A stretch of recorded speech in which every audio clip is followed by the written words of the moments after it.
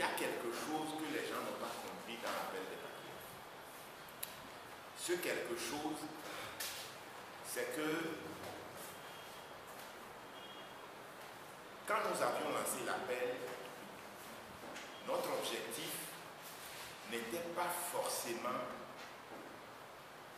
d'arriver à nos objectifs. C'est-à-dire que l'objectif qui est devant, à savoir la dynamique unitaire jusqu'au candidat unique de l'opposition, nous savions que c'était difficile quand nous lancions l'appel. Ça n'a jamais été fait dans la classe politique, ça a été rarement fait dans la classe politique.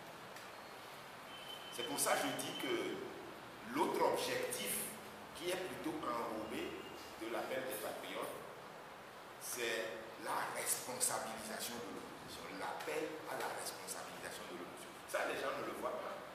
Mais les acteurs politiques le voient. Parce qu'ils disent, Fulbert, il nous emmerde, qu'il fait son parti au lieu de nous emmerder tout le temps. C'est parce que jamais aucun citoyen ne s'est élevé pour créer une initiative pour leur dire, ça suffit la victimisation, prenez vos responsabilités maintenant. Les gens s'amusent avec le destin des populations dans l'opposition.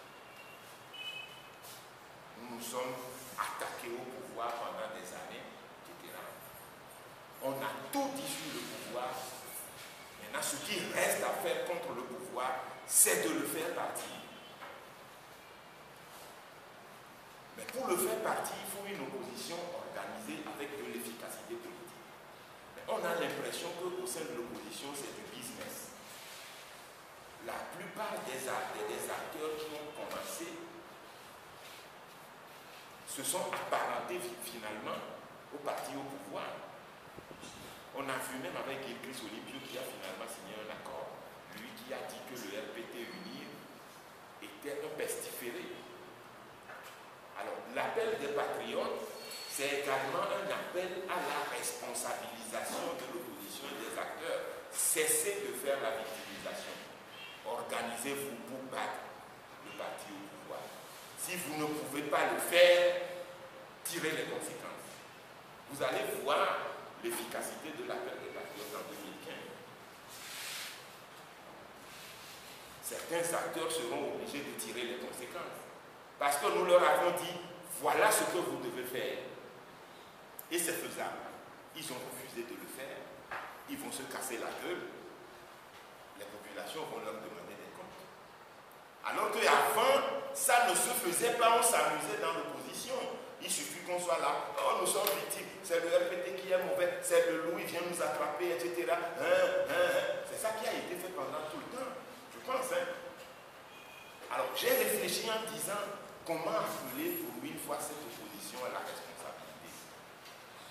Les gens vont aux élections, ils prennent de l'argent, ils reviennent. Il suffit de dire simplement on nous a volé. Et le peuple dit oui, on nous a volé. Continuez seulement. Non. Au moins, l'appel des patriotes a le mérite de dire vous ne pouvez pas continuer comme ça parce que organisez-vous au niveau de l'opposition. Si vous ne pouvez pas le faire en 2015, tirez-en les conséquences. Comme ça se fait en France. Les gens se présentent 2 fois, 3 fois à une élection. S'ils ne gagnent pas, ils en tirent les conséquences. Ici, on reste à la tête du parti pendant des années, mais on demande à Unir de quitter le pouvoir. On n'est pas capable soi-même de quitter la tête de son parti qui est également le pouvoir. On peut aller aux élections au nombre de fois, le nombre de fois qu'on veut, et puis c'est le parti Unir qui est mauvais, c'est le RPT qui est mauvais. Ça suffit. Donc, c'est un appel à la responsabilisation. Et je réponds en même temps pour dire que si nous faisons l'objet d'attaques, c'est parce que nous gênons. Nous posons un problème qui gêne. Les concepts que nous développons ici, Ange l'a dit, que ces concepts ne sont pas nouveaux. L'union de l'opposition, la candidature unique, les gens l'ont dit avant nous. Sauf qu'au niveau de l'appel des patriotes, nous en avons fait un combat. Beaucoup nous ont dit, vous perdez le temps, ça ne réussira pas. J'ai dit oui, je veux perdre le temps, mais je veux en faire un combat pour dire aux acteurs, voilà la direction dans laquelle vous devez aller. Si vous n'êtes pas capable d'aller dans cette direction, parce que c'est la seule direction gagnante, eh bien, tirez-en les conséquences. Laissez d'autres acteurs arriver au pouvoir.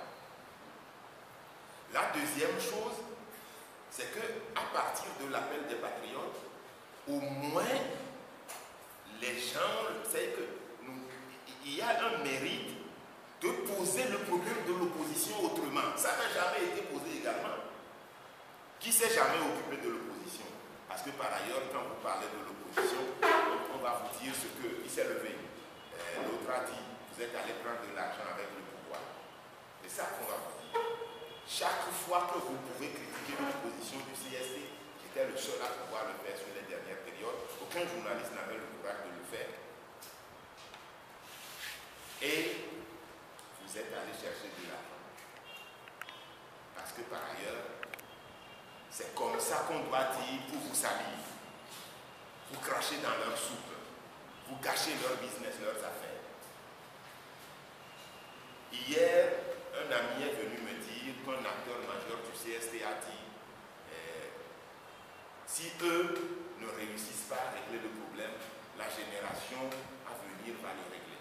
J'ai dit, ils ont compris qu'au niveau de l'opposition, ou en tout cas au niveau du pays, il y a certains qui posent le problème de l'organisation de l'opposition.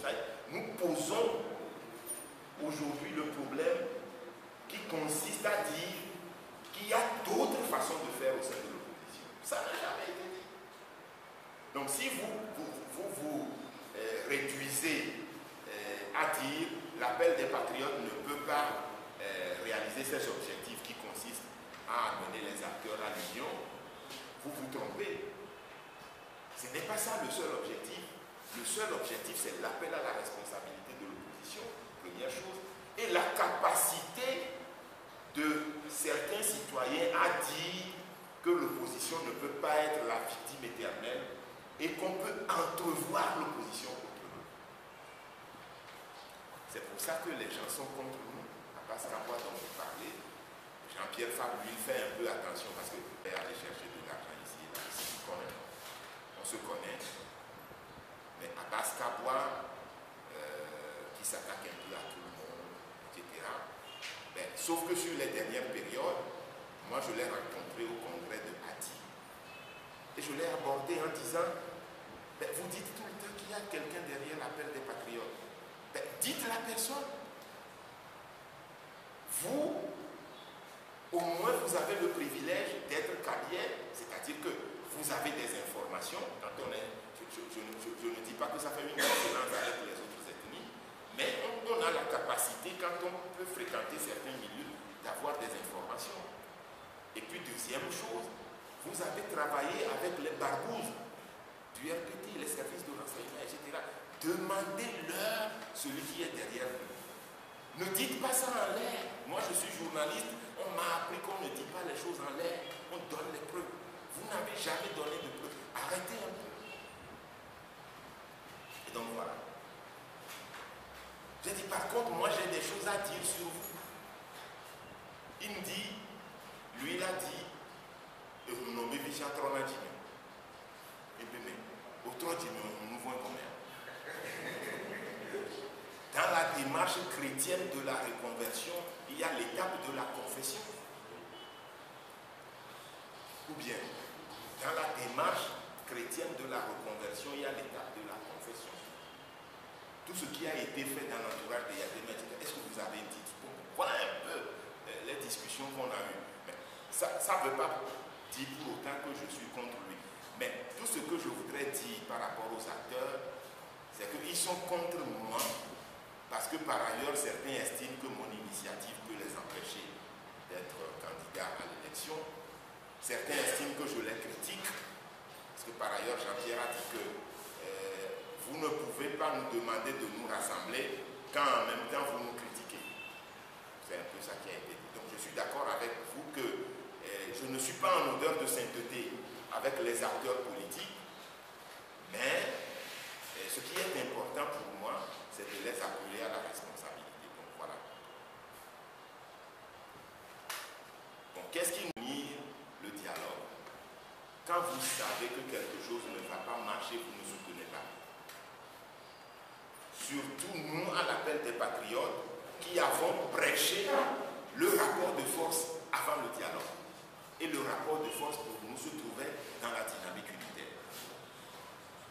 Alors, quand je sais que l'opposition apporte le dialogue en rang dispersé, quand je sais qu'elle n'avait pas de rapport de force, quand je sais qu'elle n'a pas réfléchi sur la conception même du dialogue, les discussions, etc., vous voulez que je soutienne quand même?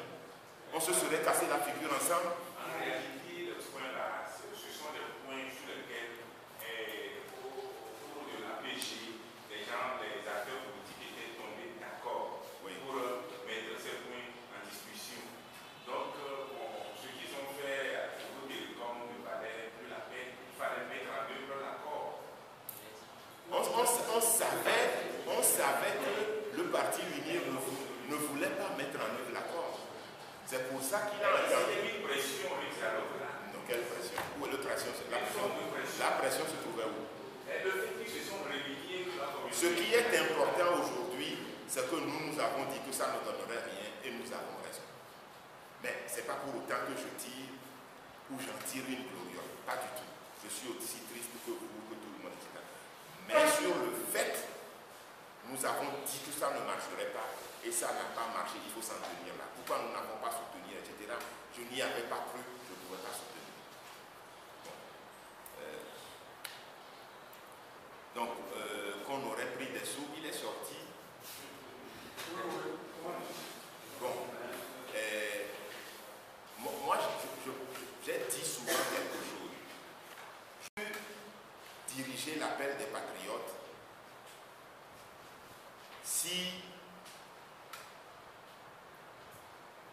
je traînais des casseroles. Si j'avais été un journaliste véreux pendant tout mon parcours, quand Yadema avait distribué des sous, si j'avais fait partie de ça, je suis le seul journaliste, je vais le dire aujourd'hui. Et ça, c'est un choix que j'ai fait. Parce que j'ai choisi l'analyse politique. Quand je prends mon portable, tout de suite, je ne connais le numéro d'aucun ministre. Je ne connais le numéro d'aucun officier. Je ne connais le numéro de personne du parti uni. Vous pouvez croire à ça? Personne ne me connaît. On dit que par ailleurs, un journaliste n'est pas comme ça, mais j'ai décidé d'être comme ça.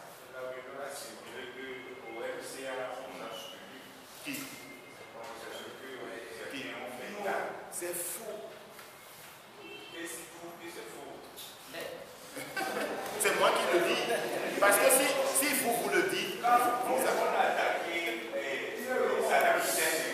Non, on ne va pas faire un dialogue.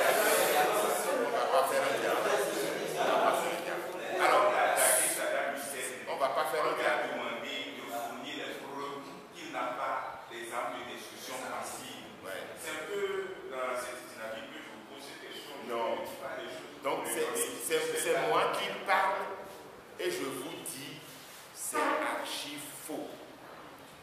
Personne ne nous a soutenus au MCA. C'est d'ailleurs la raison pour laquelle nous nous sommes retrouvés en prison. Personne. Va fouiller, va chercher et donne les preuves. Moi, je suis prêt à discuter avec toi, même sur un média. Et si tu connais la personne, tu vas donner le nom de la personne. C'est archi faux. Au blé. Laisse la question d'Irak. Moi, je te parle de choses. Les gens sont dans la salle. Tu peux Alphonse là. Les gens sont dans la salle. Bon, on va faire une tâche.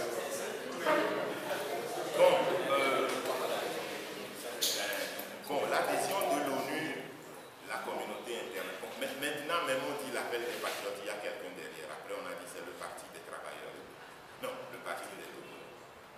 Là aussi, c'est des rumeurs. Tout ça, c'est des rumeurs. Et que le but, c'est de nous salir. Parce que nous gênons. Ni les dompos là. On les sait comment. Ni les dompos là. Ce gêne-là empêche le progrès. Quel progrès? Ils ne peuvent pas faire ce que nous disons, tout en sachant que c'est ça la solution. Puisque eux-mêmes le disent un peu, quand ils sont sortis du dialogue, ils disent, maintenant ce qu'il faut faire, c'est la dynamique unitaire. Ils ont dit ça, mais c'est du bout des lèvres un peu.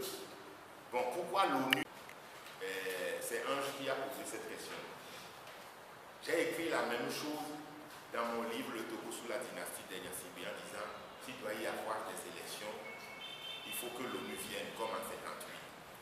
Mais pour que l'ONU vienne, il faut que l'opposition soit crédible. L'opposition doit faire un travail pour convaincre la communauté internationale. Quand tu vas en France, tu discutes avec les hommes politiques français. Moi, j'en ai discuté avec quelques-uns en France. Ils m'ont dit, votre opposition n'est pas crédible. Et puis, les gens nous insultent tout le temps au sein de l'opposition. Bon, en attendant, les autres n'ont qu'à rester là. Au moins, ils assurent la stabilité du pays et de la région. On ne va pas prendre le risque que le Togo soit déstabilisé après le Mali, après le Nigeria avec Boko Haram. Ceux qui sont au pouvoir, au moins, ils assurent la stabilité. On les garde en attendant qu'on trouve quelqu'un qui soit capable d'assurer la même stabilité. Voilà comment on raisonne en France. Donc, si l'opposition n'est pas crédible, si elle n'est pas capable de poser des actes réfléchis, d'asseoir une cohésion, elle ne peut pas aller faire du lobbying pour amener l'ONU à venir. Parce que par ailleurs, avant que l'ONU ne vienne en 58, il y a beaucoup de gens qui sont allés à l'ONU pour plaider la cause de l'indépendance. Sylvanus Olympio, Martin Akou, un certain nombre de gens qui sont allés là-bas pour dire des choses. Mais aujourd'hui, est-ce que nous avons cette tribune-là? Est-ce qu'on peut inviter notre opposition? Quand on se lève aujourd'hui, qui est-ce qu'on peut inviter pour qu'ils viennent dire quoi? Qui? Ils savent parler, ils parlent bien. Qui est-ce qu'on va inviter pour venir dire quoi? J'en sais rien. J'en sais rien, mais c'est difficile. Donc il faut revoir un peu les choses. L'ONU peut venir, la communauté internationale peut nous assister, peut aider même l'opposition à inverser la tendance si l'opposition se montre davantage crédible. Voilà comment je pense ça. Ça dit ici qui déposait ce facteur-là, parce que nos institutions sont capturées. Donc, on ne peut attendre rien. Je dis qu'ils ne viendront pas spontanément. Ils n'ont rien à foutre du Togo. Vous souffrez, il n'y a pas de problème. Il y a d'autres qui souffrent plus que vous. On s'en fout des peuples. On en a plus. Le problème, c'est que s'il y a une organisation sérieuse qui peut les convaincre en disant nous pouvons assurer la stabilité, nous pouvons préserver vos intérêts ici, tout en faisant des efforts mieux que ceux qui sont au pouvoir vers la démocratisation du pays, eh bien ils vont nous aider. C'est ça qu'il faut développer sur les prochaines périodes. Bon, ok. Pour connaître ça. Donc moi je pense que le peuple est encore disposé à écouter, à recevoir, à capter et même à se mobiliser. Le 12 juin, c'est en 2012, je crois. Mais le seul problème, c'est qu'il est déçu. Il est déçu de ce que ceux qui avaient en charge la direction de la lutte ont soit trahi ou ne s'occupent pas de lui. Les deux choses. Le peuple a compris que son bien-être, sa prospérité n'est pas dans l'agenda des hommes politiques, qu'ils soient du pouvoir comme de l'opposition, surtout du côté de l'opposition. Et puis les déceptions successives, ou en tout cas les trahisons successives, j'allais dire, qui ont causé la déception. Et bon, la précarité également, les conditions de vie qui font que, bon, aujourd'hui tout le monde se dit, ben, cette lutte finalement, elle n'aboutira jamais. Si on te propose quelque chose, prends-le. Parce que d'ailleurs, les grands hommes politiques aussi ont pris. Pourquoi toi tu ne prendrais pas alors que tu ne prétends pas à un poste de ministre, de député, etc. Donc, en fait, il y a une vérité dans ce que tu dis, que le peuple s'est démobilisé alors que c'est lui qui a le pouvoir en démocratie ou dans un processus de démocratisation. Et il est difficilement audible aujourd'hui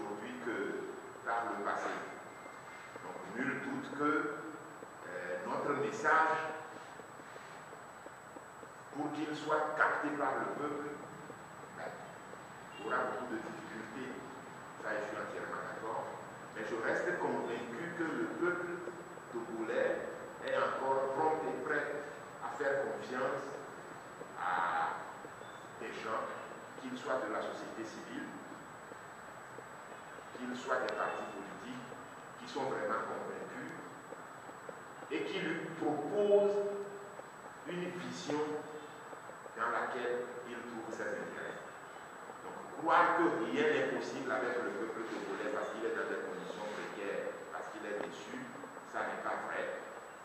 Mais ce qui est vrai, c'est que ces précarités jouent sur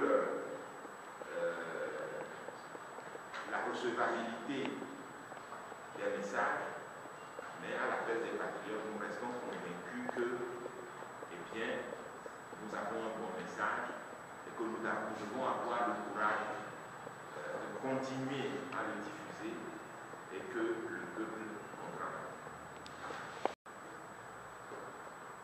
Si notre message au niveau des partis politiques ne peut pas être reçu ou n'est pas accepté, est-ce que, eh bien, nous ne pouvons pas travailler pour l'émergence d'une nouvelle classe politique plus sensible aux problèmes, qui a connu toute l'expérience du passé et qui est capable de développer une autre conception de l'opposition dans laquelle se trouverait peut-être notre message. Je pense que c'est ce qui va arriver après 2015. Si cette classe politique de l'opposition ne prend pas ses responsabilités et qu'elle conduit encore le peuple à l'échec en 2015, moi je pense qu'une nouvelle classe va émerger. Ce qui se voit d'ailleurs, puisque j'ai raconté tout à l'heure l'anecdote d'un ami qui a discuté avec un responsable du CSD qui dit si eux n'arrivent pas à le faire, la génération montante va le faire. C'est qu'ils sont conscients qu'il y a une génération qui les talonne et qui les oblige à avoir une autre conception. Donc, je suis d'accord avec toi qu'il y a un besoin de renouvellement de la classe politique de l'opposition. Voilà, la réponse à la question. Les gens sont matures parce que c'est des grands cadres d'abord. Maturité politique, là c'est difficile parce que si la maturité politique veut dire une bonne formation politique, je dirais que la formation politique chez les hommes politiques togolais n'est pas entière. Parce qu'il suffit parfois d'écouter RFI quand vous entendez certaines classes politiques discuter, le Sénégal, le Cameroun, etc. Et quand vous entendez nos hommes politiques, vous constatez que le fossé est grand. Le fossé est grand. Il suffit d'écouter par exemple l'émission de Alain Foucault les dimanches à partir de 8h10, le débat africain, vous constatez que quand certaines classes politiques discutent, c'est plus pointu. Moi, j'ai le sentiment qu'au Togo, les acteurs ne s'investissent pas beaucoup dans la formation. La lecture, la compréhension, etc. Par exemple, il y a certains responsables politiques qui ne fréquentent pas beaucoup les médias, soit parce qu'ils ont des lacunes, ils ont peur, soit parce qu'ils se contredisent souvent dans leur discours, ils ont fait des promesses qu'ils n'ont pas tenues, etc. Donc la question de la maturité politique, qui a un contenu assez large, c'est-à-dire la formation, la capacité à porter les aspirations des populations, je dirais que la maturité politique de notre classe politique n'est pas entière. La maturité n'est pas entière. Mais on ne peut pas dire que ce ne sont pas de grands cadres, ce sont de grands cadres universitaires. Mais être grand cadre universitaire n'a rien à voir avec la maturité politique, parce que la maturité politique, c'est la formation formation dans la lecture, être attentif à la chose politique, réfléchir beaucoup sur la vie politique, et puis avoir la capacité de s'organiser pour porter les aspirations populaires. Donc ça, je crois qu'il y a quelque chose à approfondir à ce niveau-là. Il y a une deuxième question.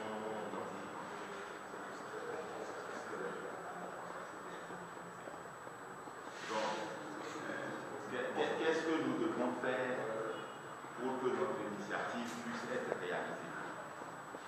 Pour que notre initiative puisse être réalisée, c'est, à mon avis, l'éducation. Il faut éduquer les populations. Parce que moi, je reste convaincu par ailleurs que si au Togo, ça ne change pas, le blocage se trouve d'abord dans nos mentalités. Imaginez qu'on mette le régime qui est ici au Ghana en un mois par les balayer. Imaginons que ce régime-là, on les transpose, on dit aux autorités criminelles, partez, mettons Fort Gnassingbé et leurs amis là-bas, ils vont les balayer. Soit par les armes, carrément, soit par d'autres moyens. Disons les choses telles qu'elles sont, ils vont les balayer. En un mois, il suffit que les Ghanéens ou les Nigériens prennent le temps de les observer, de s'organiser, ils vont les balayer. Alors, pourquoi nous n'arrivons pas à le faire?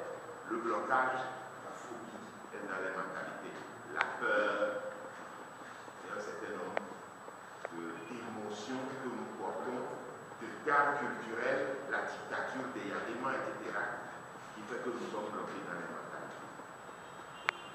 Je dirais aussi que il faut engager une éducation. Et l'éducation doit traverser tous les compartiments de la société, y compris nous-mêmes, les acteurs, les citoyens, etc. Parce que l'éducation, c'est tout. Ça veut dire sortir de l'enfermement, sortir un individu de l'enfermement. Quand on l'éduque, on le sort de l'enfermement. Je pense que nous sommes dans l'enfermement et c'est ça qui fait durer le régime de dictature. Parce que je vais vous dire quelque chose. Moi, je ne crois pas que si jamais l'opposition arrive au pouvoir, elle va forcément être mieux ou meilleure à ceux qui sont au pouvoir. Même si je me bats pour l'alternance, qui est un principe démocratique, parce que ceux qui viendront aussi, s'ils ne sont pas bons, il faudra les changer. Il faut que ça tourne. Aucune famille, aucun parti ne doit rester éternellement au pouvoir. Je ne crois pas qu'au sein de la société togolaise, d'autres soient meilleurs que d'autres. Je ne crois pas à ça. Je pense que ceux qui sont dans l'opposition, quand ils viennent, au bout de quelques années, etc., les gens vont se lasser de la même façon qu'ils se sont lassés de ceux qui sont là. Et la seule chose qui peut permettre que nous ayons une alternance qui serve les intérêts de notre nation et des populations, c'est l'éducation. Il faut que les gens se transforment. Il faut que les gens comprennent que la politique, ce n'est pas du business. Quand on est au pouvoir, ce n'est pas pour fonctionner de l'argent.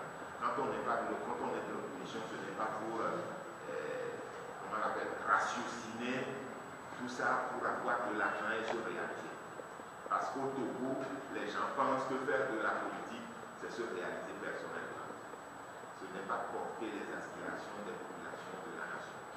Donc le tout se résume, à mon avis, à une éducation. Et cette éducation, ce sont les journalistes